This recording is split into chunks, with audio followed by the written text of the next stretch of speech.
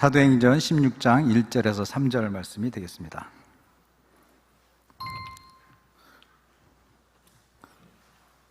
사도행전 16장 1절에서 3절 말씀, 짧은 구절이니까 우리 한 목소리로 같이 읽어볼까요? 같이 읽겠습니다.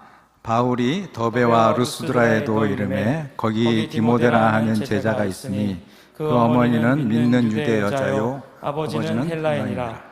디모데는 루스드라와 이고니온에 있는 형제들에게 칭찬받는 자니 바울이 그를 데리고 떠나고자 할세 그 지역에 있는 유대인으로 말미암아 그를 데려다가 할례를 행하니 이는 그 사람들이 그의 아버지는 헬라인인 줄 다 알미로라. 아멘. 예수는 그 지혜와 키가 자라가며 하나님과 사람에게 더욱 사랑스러워지시더라. 아멘. 예수님이 어떻게 자라셨는가, 예수님이 이 땅에 오셔서 어떻게 성장했는가를 가장 잘 나타내는 한 구절이 누가복음 2장 52절에 지금 이 말씀입니다. 예수님은 성인으로 오시지 않았고 갓난아기로 이 땅에 태어나셔서 우리처럼 똑같이 성장하셨다, 이런 거죠. 그래서 예수님이 성장하신 그 모습이 우리가 앞으로 어떻게 성장해 가야 되는가에 대한 본을 보여주신 것이다, 이렇게 볼 수 있습니다. 조금 더 구체적으로 말씀드리면 예수님이 성장한 영역이 네 가지로 볼 수 있죠. 지혜, 키, 하나님에게 사랑스럽고 사람에게 사랑스럽고. 이 대목을 보면 약간 떠오르는 네 가지 뭐가 있죠. 사성하고도 약간 연결해서 예수님이 그렇게 지적인 영역에서, 신체적인 영역에서, 또 영적인 영역에서, 사람과의 관계에서 성장해 가셨다, 이런 거죠. 그럼 우리도 신앙생활을 해가면서 어떻게 성장해 갈까? 그럴 때 저 네 가지 영역에서 전 인격적인 성장이 있어야 된다는 거죠. 그러니까 어느 한 영역에서만 성장하는 것이 아니라 예수님은 골고루 성장하신 우리의 성장의 본을 보이셨다면 우리도 똑같이 예수님처럼 그렇게 전 영역에서 골고루 성장하는, 그래서 매년 해가 더해질수록 여러분들이 그렇게 네 가지 영역에서 전 인격적인, 전 영역에서 성장하는 그런 축복이 있기를 원합니다. 그러면서 오늘 우리가 다음 세대에 대한 이야기도 할 텐데, 첫 번째, 집에서 같이 가족들이 있으면 같이 함께 하시면 좋고요. 오늘 예배 시간 옆에 앉아 있지만 이렇게 한번 인사하면 좋을 것 같습니다. 우리 잘 성장합시다. 한번 옆에 인사할까요? 우리가 잘 성장해야 됩니다. 성장은 끝이 없습니다, 그렇죠? 우리가 천국 가는 그날까지, 예수님 만나는 그날까지 우리는 계속 성장해 가야 됩니다. 자, 두 번째로 우리가 인사할 때는 잘 성장시킵시다, 이렇게 한번 인사할까요? 여기 대부분이 부모 세대 분들이 많이 오셨고 청년들도 많이 왔는데, 두 가지 영역이죠. 내가 성장하고 또 다른 사람도 잘 성장시키고, 이 두 가지가 우리가 해야 될 일입니다. 내가 성장하는 것, 그거 분명히 주님이 원하시는 거고요. 그 다음에 내가 또 해야 될 사명은 다음 세대, 다른 사람들, 우리 육신의 자녀들도 있고 영적인 자녀들도 있고 공동체도 있고, 그런 사람들이 잘 성장하도록 도와주는 것. 그래서 제가 오늘 설교 제목을 멋진 다음 세대들, 이렇게 잡아봤습니다. 우리가 다음 세대 그러면 항상 우리 안에 걱정이 많잖아요, 그렇죠? 얘네들 어떻게 하면 좋지? 얘네들 다음 세대에 이렇게 과연 할 수 있을까? 이런 얘기가 있지만 사실은 또 잘 찾아보면 우리 안에 아주 멋진 사람들이 많이 있습니다. 제가 오늘 첫 번째로 멋진 사람을 소개하고 싶은 사람은 이번에 도쿄올림픽에 있었던, 누가 떠오르십니까? 되게 많은 감동을 받은 사람 많잖아요. 특히 양궁에서 있었고, 근데 저는 개인적으로 여자 배구, 그러면 누가 떠오르세요? 김연경 선수가 떠오릅니다. 저는 이번에 김연경 선수를 깊이 알면서 얼마나 멋진 다음 세대인지, 얼마나 멋진 친구인지 그렇게 알게 되더라고요. 그래서 이런 얘기가 있더라고요. 기독교에는 성경이 있고 불교에는 불경이 있고 여자 배구에는 김연경이 있다. 이 정도로 김연경이라는 선수가 사실 세계적 선수입니다. 잘 아시죠? 세계 랭킹 1위입니다. 세계에서 가장 연봉을 많이 받는 그런 친구가 김연경이라는 친구거든요. 근데 이렇게 요번에 학폭 때문에 되게 막 쌍둥이 자매들 그런 것 때문에 더 유명해졌잖아요. 누구는 겉으로는 화려했는데 내용을 봤더니 아주 나쁜 짓을 많이 했고, 겉으로는 되게 센, 그죠? 식빵 언니, 뭐 이런 얘기까지 나오면서 되게 센 언니인데 내용을 봤더니 너무 따뜻하고 너무 후배들을 위해서, 배구를 위해서 자기 인생을 바치는 그런 삶의 모습들이 이렇게 비춰지면서 굉장히 존경을 받게 되는 거예요. 예를 들어서 2014년도였던 것 같습니다. 아시안 게임에서 우리가 20년 만에 우승을 했대요. 그럼 어마어마한 일 아닙니까? 그런데 그날 그 여자 배구 선수들을 이 배구협회에서 예산이 없다는 이유로 김치찌개집에 갔다는 거예요. 그래서 김연경이 너무 화가 나가지고 도대체 이럴 수가 있냐 그래서 자기 사비를 털어서 최고급 호텔에 데려가서 아주 럭셔리하게 회식을 시켜줬다, 이런 거죠. 돈 쓸 줄 아는 사람이죠. 또 하나는 이 사람이 연봉이 21억 정도까지 받는 사람입니다. 근데 터키에서 뛰고 뭐 전 세계에서 뛰다가 갑자기 우리나라로 들어온 거예요. 연봉이 3억 5천으로 돼가지고 말도 안 되는 금액으로 들어왔잖아요.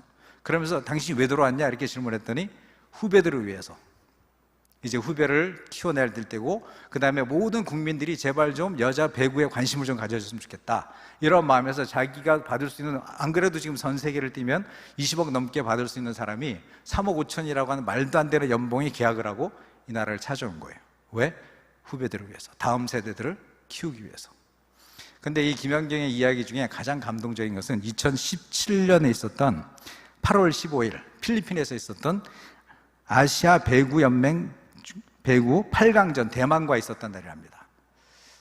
전혀 일본하고 상관없는데 김연경이 갑자기 신발에다가 이상한 표시라고 나온 거예요.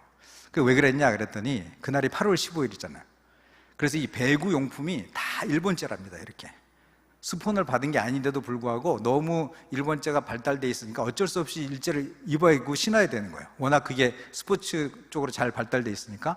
그런데 이제 자기가 야 8월 15일마저도 내가 일제를 입고 뛴다는 게 말이 되냐, 그래서 신발에다가 이런 표시를 했습니다. 한번 보여주실래요? 8월 15일 대한독립 만세, 이렇게 썼습니다. 멋지지 않습니까?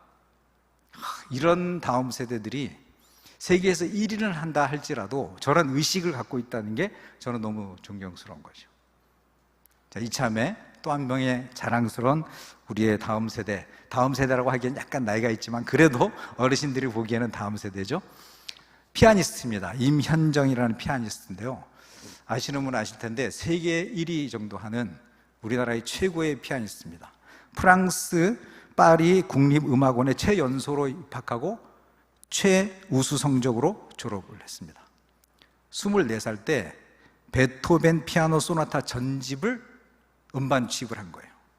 근데 그거를 하려면요, 그걸 다 자기가 외워야 되거든요.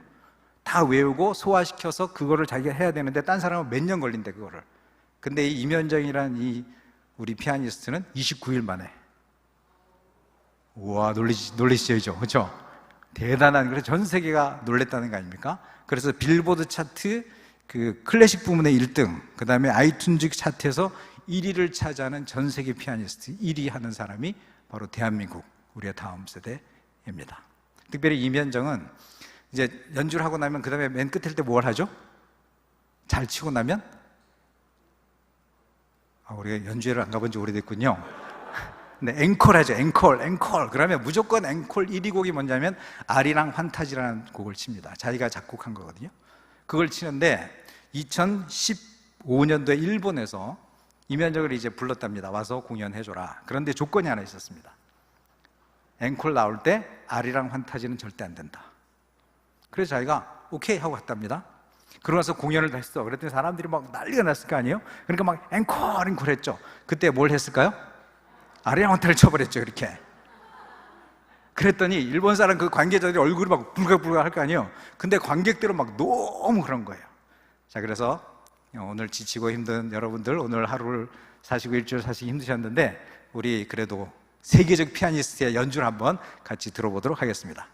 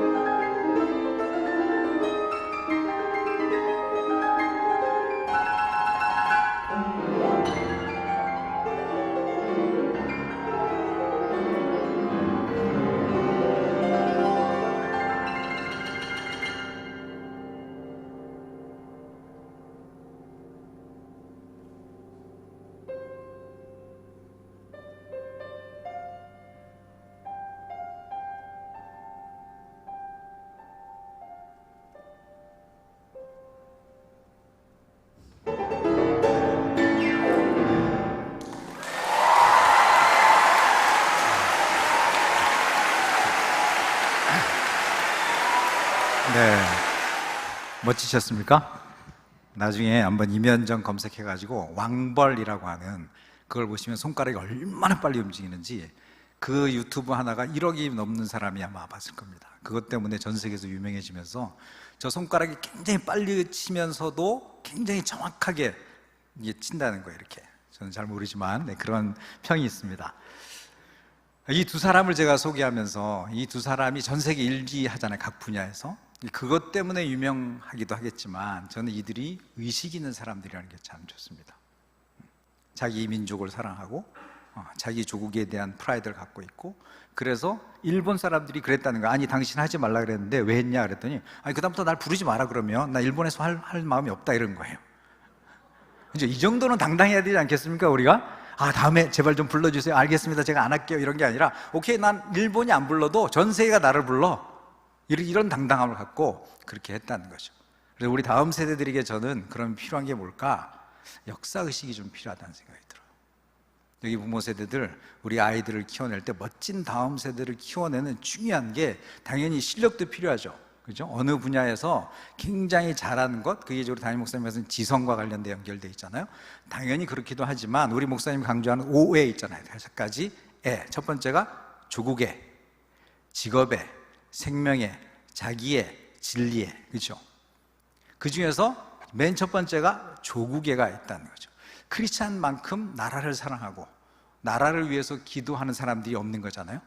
그럴 때 우리 자손들에게도 야, 네가 영어도 공부해야 되고 수학도 해야 되고 뭐도 해야 되지만 한국인으로서의 뿌리, 또 하나님이 우리를 지켜주신 이 나라, 이 민족을 사랑하고 이를 위해서 기도하고 그런 의식을 가진 아이들로 키워내면 좋겠다, 이런 거죠. 아멘이시죠? 네. 그래서 우리 부모 세대 여러분에게 권해드립니다. 너무 예능만 보지 마시고 너무 골프 프로만 보지 마시고 역사와 관련된 재미있는 것도 많잖아요. 제가 늘 권해드렸던 미스터 선샤인 이런 거, 그죠? 역사저널 그날 뭐 이런 거 있습니다. 굉장히 역사에 대해서 재미있게 볼 수 있는. 그래서 옛날에 명량 뭐 이런 게 1700만이 됐잖아요. 이제 그럴 때도 꼭 다음 세대 아이들 데리고 같이 가서 영화를 보면 할 얘기가 되게 많아지는 거예요. 그래서 이순신이 몇 점 몇 승 했다 이렇게만 물어봐도 된다. 몇 점 몇 승 했죠? 요거 옛날에도 했는데 몇 점 몇 승? 자, 23전 했습니다. 23전 23승 했습니다. 저는 개인적으로 우리나라 역사 교육이 정말 잘못됐다고 생각하는 거예요. 이순신이 23전 23승 했다는 요거 하나만 가르쳐줘도, 그죠? 우리가 얼마나 프라이드가 생겼어요. 야, 우리 조상 중에 전 세계 어디 내놔도 뒤지지 않는 그런 선조가 있었구나. 제가 예전에 불멸의 이순신을 2번이나 보면서 이순신과 사랑에 빠졌다는 거 아닙니까, 제가? 그러면서 그분이 지키려고 했던 그 땅을 제가 이렇게 만지면서 그분하고 내가 대화를 했다니까, 이렇게. 당신이 지키려고 했던 땅이 이 땅이냐고. 당신이 목숨 걸려 지켰던 이 땅이 있었기 때문에 내가 지금 오하이오 고자이마스 안 하잖아요, 그렇죠? 그거 여러분이 깊이 하셔야 돼요. 하나님이 보호하사, 그렇죠? 하나님이 지켜주시기 때문에 이 작은 나라가 5,000년의 역사를 지키면서 자기 문화와 언어를 가지고 살아남고 있다. 이게 기적 아닙니까? 하나님의 손길이 아니었다면 안 되는 거죠. 그럴 때 우리 조상에 대한, 우리 선국 선열들에 대해서 우리가 깊이 알고 그것에 대해서 누가 가르쳐줘야 되냐? 이게 부모 세대들이 알려줘야죠. 그래서 역사의식을 갖는, 그래서 여러분들도 먼저 역사 공부해야 됩니다. 우리 담임 목사님 전공이 뭐라고요? 신학을 하셨지만 대학원에서 역사를 전공하셨다는 거 아닙니까? 그러니까 여러분들도 공부를 많이 하셔야 됩니다. 역사에 대해서. 그래서 이 시간에 역사 공부 한번 하고 지나가겠습니다. 이스라엘은 그러면 어떻게 역사 공부를 시키는가 하는 것이, 이스라엘의 역사 중에서 가장 치욕적인 항전이 있었습니다. 그게 바로 마사이라고 하네요. 마사다 전투였습니다. 마사다는요, 한번 사진 한번 보여주실래요? 저렇게 생겼습니다. 사해 바다 옆에 천혜에 저렇게 엄청난 그 골짜기가 있는 그런 높은 곳에, 높이가 400m 이상 되어지는, 근데 양쪽은 다 저렇게 절벽인 거예요. 그래서 절대 적이 쳐들어올 수 없는 난공불락의 곳에다가 헤롯이 궁전을 지어놨습니다. 왜? 언제든지 자기가 암살당할 수 있기 때문에 여차하면 도망갈 곳을 만들어 놓은 거거든요. 그 중에서 가장 요새로 치는 곳이 저희가 마사다였습니다. 그런데 AD 70년에 로마가 쳐들어왔거든요, 예루살렘에. 그래서 모든 성전이 다 파괴되고 이제 이스라엘이 끝나는 그 시점에 960명이라고는 결사항전하는 마지막 투항하지 않은 사람들이 어딜 도망갔냐면 절로 도망간 거예요. 저 마사다 위에가 600m 정도 되는 넓은, 그리고 250m 되는 저 위에 평지가 있거든요. 그래서 저곳에서, 그 다음 페이지 한번 보여줄래요? 야, 정말 놀라운 게요, 저희가 천의 요새 물이 없을 거 아니에요? 근데 저기 가만히 보면, 저기 옆에 보면 이렇게 물길입니다. 저게 물길을 타나가지고 비가 내리잖아요. 그런 그 물길 속에서 해가지고 그 안으로 물이 들어오게 만들어놨어요. 그래서 하루에 한 번만 1년 중에 한 번만 비 와도 그 물을 다 받아들이게 돼가지고 3년 동안 1000명이 먹을 수 있는 물을 저장할 수 있다는 거예요. 그러니까 저 위에 10,000명의 병사를 주둔할 수 있고요, 몇 년 동안 버텨될 만큼 식량을 갖다가 놓은 거예요. 그러니까 천의 요새로 960명이 도망간 거죠. 그래서 실바 장군이 약 15,000명을 끌고 가가지고 저걸 이제 점령하려고 3년 동안 싸우는데 못 이깁니다. 그러다가 맨 마지막에 썼던 장면이 뭐냐면, 다음 한번 보여주실래요? 토성을 쌓는 거예요. 그래서 그 토성을, 이제 그 다음 장면이요.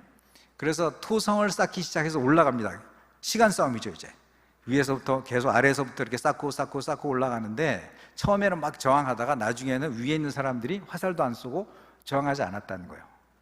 왜 그랬냐? 로마 군대들이 그 앞에다가 유대 포로들을 앞에 세운 거예요. 그러니까 내가 살자고 내 동족을 죽여야 되잖아요. 그래서 안 죽인 거예요. 저항하지 않았습니다. 다 이제 올라오는 거예요. 그래서 맨 마지막, 이제 내일이면 로마 군대가 올라와서 여기가 이제 다 노예로 팔려가고 죽임을 당하는 그런 마지막 날 전날에 어떤 결정을 하냐면, 우리가 지금은 자유하니까 우리가 선택을 하자. 저런 할례받지 못한 백성들에게 우리가 죽임을 당하든지 노예가 되든지 할 게 아니라 우리가 스스로 우리의 목숨을 끊는 게 좋겠다라는 결정을 내립니다. 그래서 이스라엘은 자살이라고 하지 않거든요. 그래서 어떻게 하냐면, 남자들이 자기의 아내와 아이들을 다 먼저 죽입니다. 그러고 나서 제비를 뽑아서 10명이 남자가 남잖아요. 그럼 그 10명이 나머지 남자를 또 다 죽여요. 그러고 나서 다시 또 제비를 뽑아서 2사람이 나머지 8명을 죽이고, 맨 마지막 한 사람이 그 사람을 죽이고, 마지막 한 사람만 자격을 하는 거예요. 그러고 나서 모든 식량을 다 가운데다 모아놨다고 이렇게 되어 있습니다. 그래서 로마 장군이, 이제 실바 장군이 드디어 이제 우리가 이겼다고 딱 올라갔더니 어마어마한 시체 더미가 있었다, 이렇게 요세푸스가 정리가 되어 있거든요. 그러면서 하는 말이, 우리가 죽은 것은 너네들한테 뭐가 없어서 죽은 게 아니라는 거죠. 그러면서 그때 여자 2과 아이 5명이 총 7명밖에 960명 중에서 7명만 살아남아서 그들이 역사를 이제 증언하기 시작한 사건이 바로 이 마사다 전투거든요. 그러니까 이스라엘 역사에서는 가장 치욕적인, 너무너무 큰 비극의 장소가 저 마사다인 거죠. 그런데 이스라엘은 저 마사다를 역사 교육 현장으로 쓰고 있습니다. 그래서 모든 학교 학생들이 반드시 저기를 가서 계속 배우고 있는 것 같고요, 제가 갔을 때도, 성지순례 갔을 때도 많은 학교 학생들이 와서 거기를 보는 거예요. 그리고 장교 임관식을 다 거기서 합니다. 그러면서 하는 말이, 우리는 다시는 마사다가 함락되지 않게 하겠다. 그런 민족의식을 고취시키기 때문에 이스라엘이 저렇게 작은 나라가 지금도 저 어마어마한 강대국 사이에서 살아남고 있는 거죠. 이게 역사교육의 힘입니다. 그럼 우리나라 같으면 가장 치욕적인 장소가 어디였을까요? 우리의 역사 중에서 저는 개인적으로 삼전도의 굴욕이 있는, 그렇죠? 병자호란 때 청나라에서 인조가 거기에 나가서 3배 9고2에 3배 3번 절하고 9번 머리를 땅에 짚는, 그런데 골룡포, 왕이 입었던 왕복을 입고 못 나가는 거예요. 죄인이기 때문에. 그래서 신하들이 입는 남색 옷을 입고 나와라, 이렇게 되어 있습니다. 그리고 정문으로도 못 나오게 돼서 죄인이기 때문에 남문으로 못 나오고 서문으로 나와라. 한 나라의 왕이 그런 치욕적인 일을 당했던 그 장소가 바로 남한산성이죠. 제가 ROTC였습니다. 장교임관을 남한산성에 있는 문무대에서 했거든요. 저는 그때 장교로서 처음 소위로 인관할 때 얼마나 그때는 이렇게 그렇잖아요. 나라를 내가 지켜야 된다. 그런데 그때 와가지고 장교 임관식을 할 때 단 한 명도 우리가 역사적 치욕을 당했던 장소가 이자릉소라고 말한 사람이 아무도 없었습니다. 왜 그랬을까? 역사의식이 없는 거죠. 그때 우리가 힘이 없으면, 우리가 서로 자기 살겠다고 하면 이런 치욕을 당하는 것이다, 여러분이 나라를 지켜내라, 이렇게만 말해줬어도 우리가 얼마나 눈에 불이 켜면서 나라를 지켜야 되겠다는 그런 결전의 모습이 되지 않았을까, 이런 생각해 보면 우리가 얼마나 지금 역사 교육을 잘못하고 있는가 다시 한번 좀 생각해 보게 되어집니다. 그래서 최근에 로마서를 우리가 계속 새벽기도 하고 있잖아요. 그럴 때 사도 바울도 사실은 예수 그리스도를 통해서 구원받았고 전 세계 이방인들에게 복음을 전하는 사람이었지만, 그러나 그 가슴 한켠에는 자기 민족에 대한 뜨거운 사랑이 로마서 9장 1절부터 이렇게 나와 있는 거죠. 거기 보면 큰 근심이 있는 것과 마음에 그치는 고통이 자기에게 있다, 이렇게 표현하면서 내 골육의 친척을 위해서 내가 그리스도에게서 끊어질지라도 내가 원하는 바다. 얼마나 나라를 사랑하는 거예요. 얼마나 민족을 사랑하는 거예요. 우리도 우리나라 중에서 가장 애국자들, 크리스찬이 될 줄 믿습니다. 나라 민족을 위해서 기도해야 되는 거예요.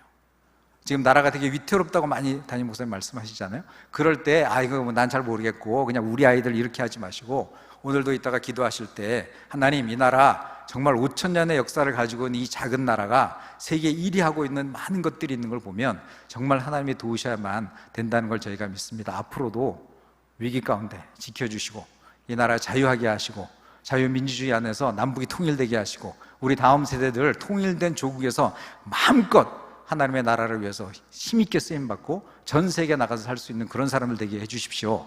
우리가 그렇게 기도해야 될 줄 믿습니다. 네. 역사의식을 고취해야 멋진 다음 세대를 키워낼 수 있습니다. 그러므로 우리 자신이 먼저 역사의식, 민족의식, 조국애를 먼저 키우는 것부터 하고 그 다음에 그걸 가지고 아이들과 그런 대화를 하는 그런 것이 됐으면 좋겠고요. 자, 그 다음에 이제 오늘 본문으로 들어가서 두 번째로 멋진 다음 세대를 세우려면 어떻게 해야 되는가가 오늘 이제 본문에 나와 있습니다. 본문 16장엔 바울이 2차 전도여행을 떠나는 장면이거든요. 그래서 루스드라고 하는 곳에 가서 누굴 만나냐면 디모데를 만나는 장면이 바로 우리가 읽었던 그 장면입니다. 그러면서 내가 선교여행을 떠날 건데 디모데 너 같이 가지 않을래? 그냥 보면 여기 성경만으로 보면 그냥 디모데가 아무 생각 없이 따라 나선 것처럼 되어져 있어요.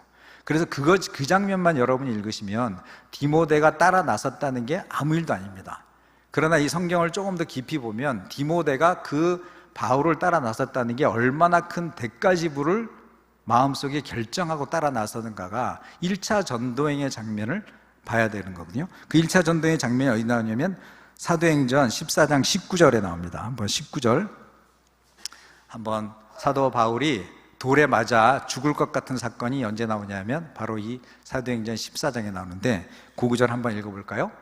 유대인들이 안디옥과 이고니온에서 와서 우리를 충동하니 그들이 돌로 바울을 쳐서 죽은 줄로 알고 시외로 끌어내치니라. 자, 이 장면이 뭐냐면 지금 이 장면 어디냐면 루스드라예요. 지금 디모데가 콜링을 받았던 장소는 루스드라입니다. 아까 읽었던. 그래서 똑같은 성의 이야기예요. 근데 이거는 뒤에 장면은 2차 전도여행 때 바울의 선교팀에 디모데가 합류하는 장면을 우리가 읽었고 지금 이제 14장입니다. 좀 전에죠. 그래서 이 장면은 1차 전도여행 때요. 1차 전도여행 여기는 디모데의 얘기가 나오지 않습니다. 그런데 루스드라라고 하는 똑같은 장소가 나오는 거죠. 그때 바울이라는 게 무슨 일이 있었냐? 그때 안전뱅이를 일으킨 거예요. 놀라운 사건이 일어나니까 사람들이 막 이들을 신이라고 여깁니다. 그래서 바나바를 제우스라 그랬고 바울을 헤르메스라고 할 정도로 신으로 여기는 거야. 그랬더니 막 사람들이 막 이렇게 충동하니까 그 옆에 있던 이고니온하고 비시디아 안디옥에서 온 사람들이 바울을 돌로 쳐 죽인 장면입니다. 돌로 맞았는데 아까 읽었던 구절에 보면 어땠다고요? 죽은 줄로 알고.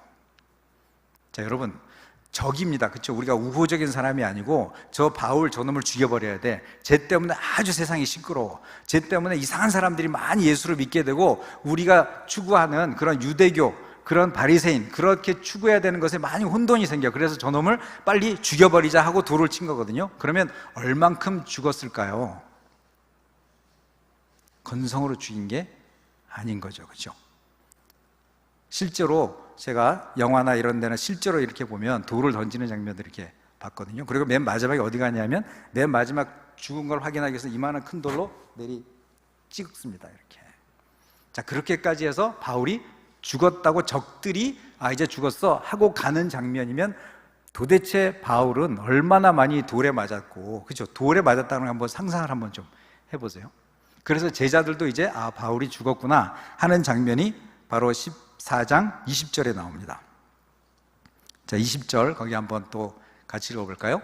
제자들이 둘러섰을 때 바울이 일어나 그 성에 들어갔다가 이튿날 바나바와 함께 더베로 가서, 자, 이 장면에서 보면 제자들이 둘러서 있는 거예요.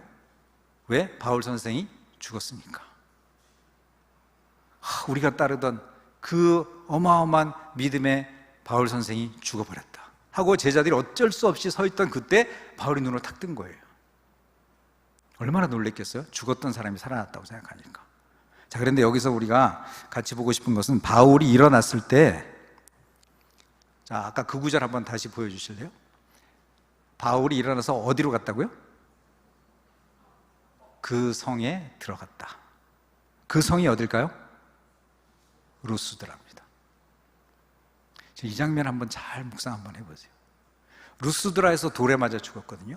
그래서 성 안에서 돌에 맞아 죽었어요. 스데반은 원래 성 바깥에서 돌치게 돼 있거든요.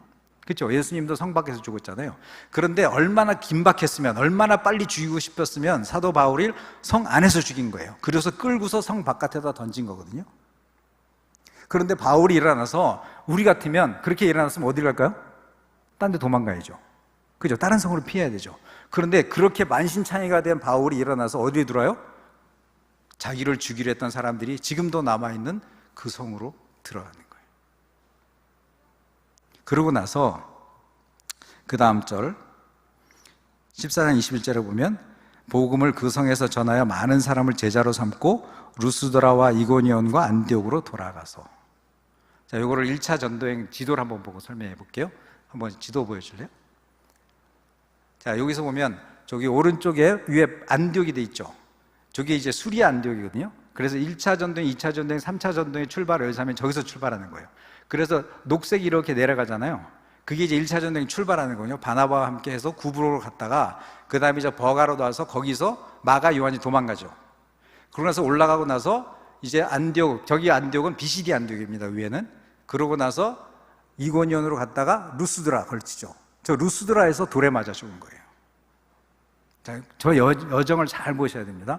루스드라에서 돌에 맞아 죽었던 그곳에서 사도 바울이 일어나서 그 성으로 들어갔다. 루스드라 간 거예요. 그 다음에 다시 전진해가지고 더베로 갔다가 다시 또 어디로 와요?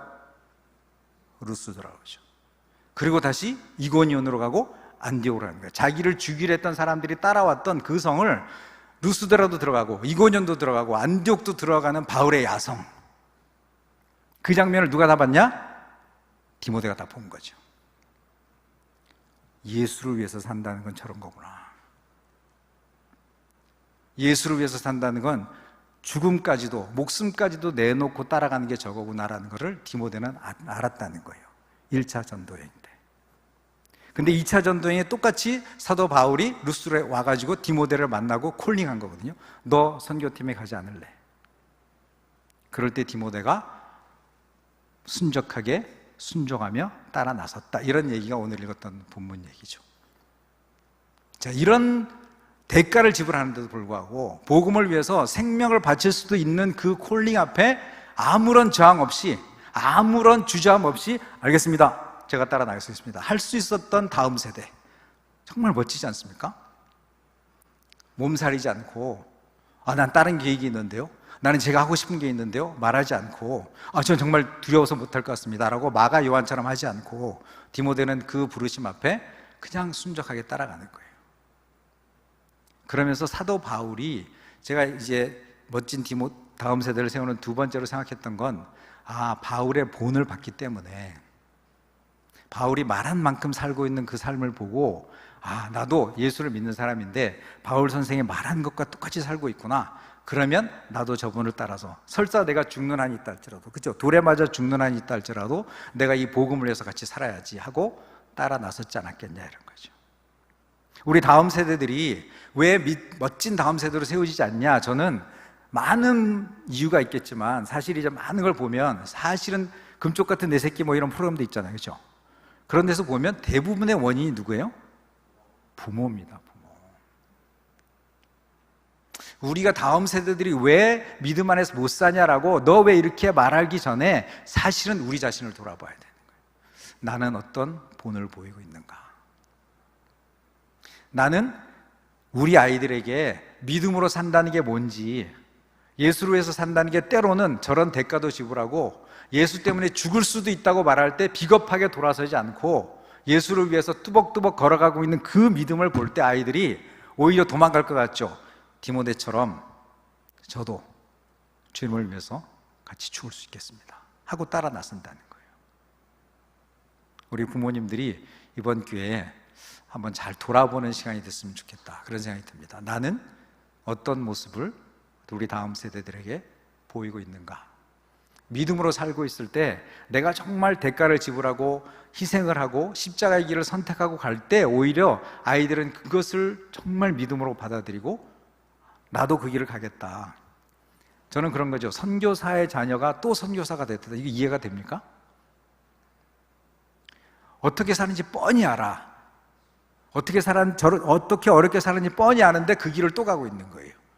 그건 진짜죠. 그죠? 그 선교사가 굉장히 뭘 많이 누리고 뭘 많은 걸 가졌다. 그런데 그 자녀가 또 간다. 왜 대한민국에서 부자 세습이 문제가 되냐 이거죠. 저 시골에 생활비도 안 나오는데 거기 안에서 또 아들이 목사가 되겠다. 그러면 문제 삼겠습니까? 안 삼죠.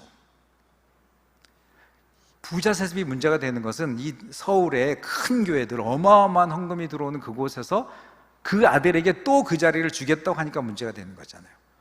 그게 영광의 길이고 잘 가는 길이기 때문에, 그게 고난의 길이고 그게 어려운 길이라면 부자 자기 아들이 그런다 그럴 때 성도들이 말리지 않겠습니까?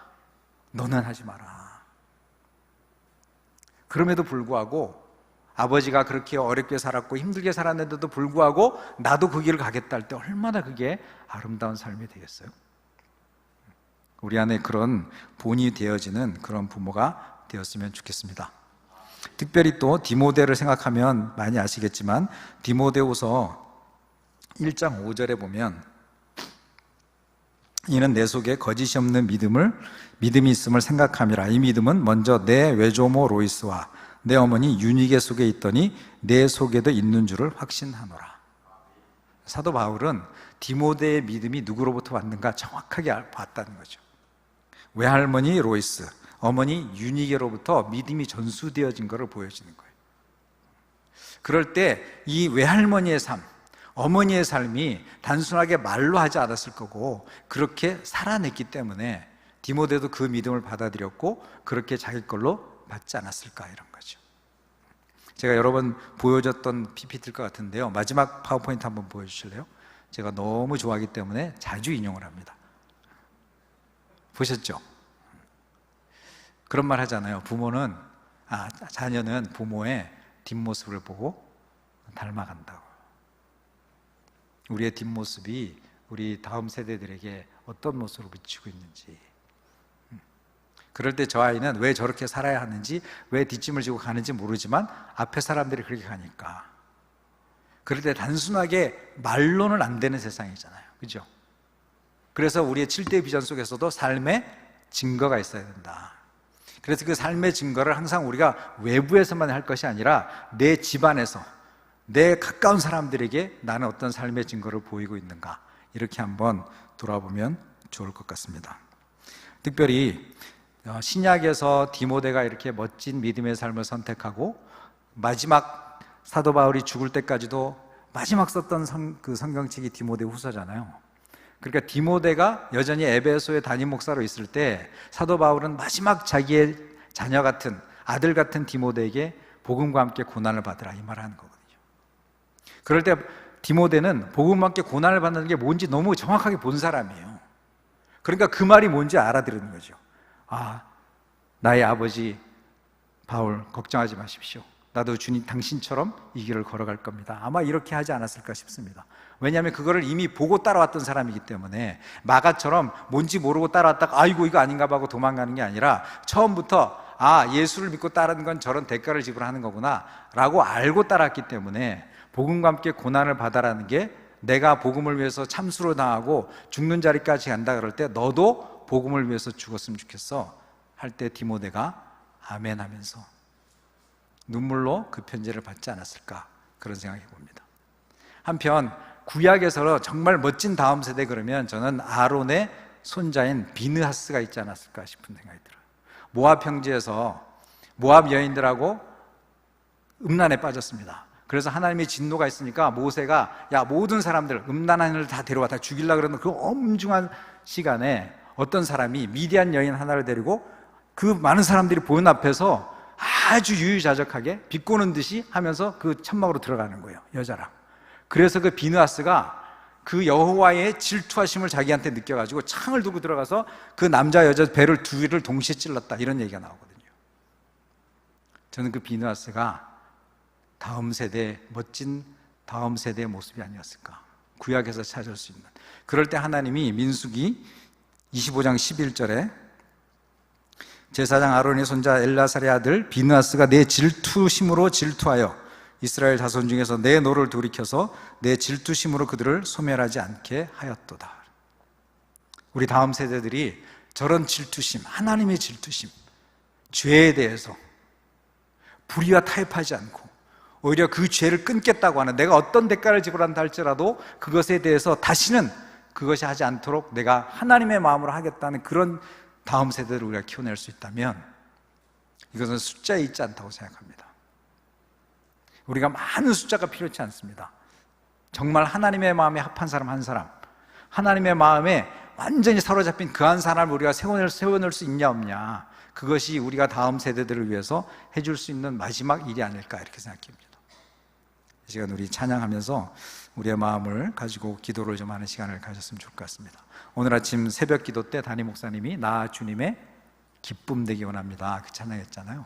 그래서 이 찬양을 부를 때 두 가지 마음으로 불렀으면 좋겠습니다. 내가 부모 세대입니다. 여기 부모 세대에 있으신 분들은 내가 먼저 주님의 기쁨이 되기를 원합니다.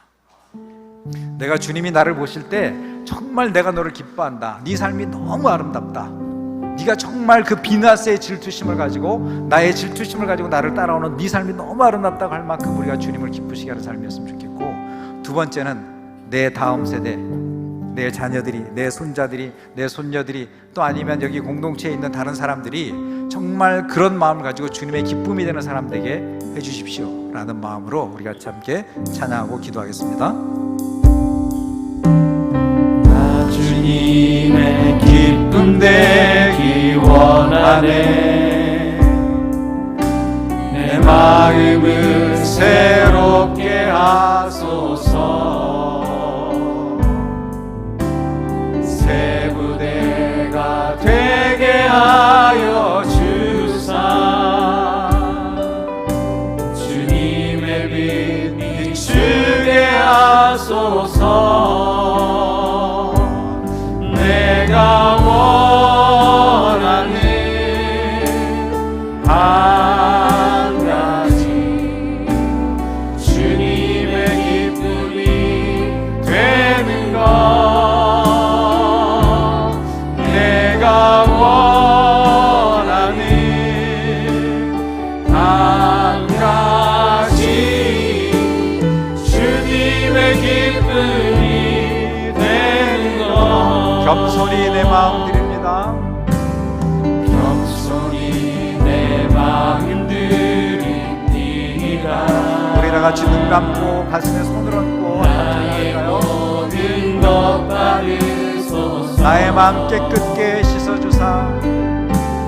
나의 마음 깨끗게 씻어주사. 주의 길로 행하게 하소서. 주의 길로 행하게 하소서. 내가 원하는 한 가지, 내가 원하는 한 가지, 주님의 기쁨이